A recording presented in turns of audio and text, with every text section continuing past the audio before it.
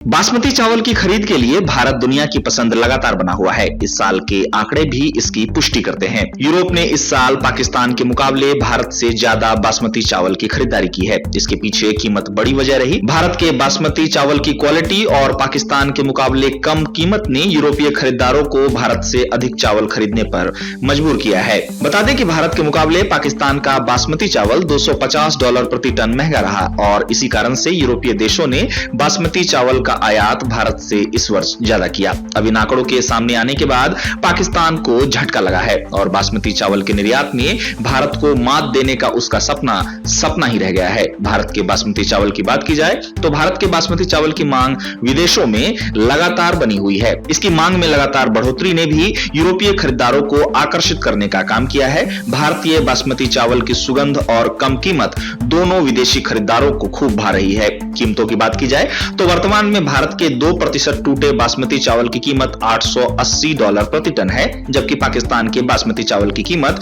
$1120 प्रति टन। ऐसे में विदेशी खरीदार इस अंतर को ध्यान में रख रहे हैं क्योंकि हर कोई कम कीमत चाहता है। निर्यात के आंकड़ों पर ध्यान दें तो भारत द्वारा 2025 में अप्रैल से जुलाई के बीच 1.73 मिलियन टन बासमती चावल का निर्यात किया गया है। वहीं वित्त वर्ष 2024-25 में भारत द्वारा कुल 6.06 मिलियन टन बासमती चावल का निर्यात किया गया। इसकी कीमत $5.94 बिलियन रही। इस तरह भारत का बासमती चावल निर्यात लगातार आगे बढ़ रहा है। इसके पीछे कम कीमत और अच्छी क्वालिटी प्रमुख कारण है।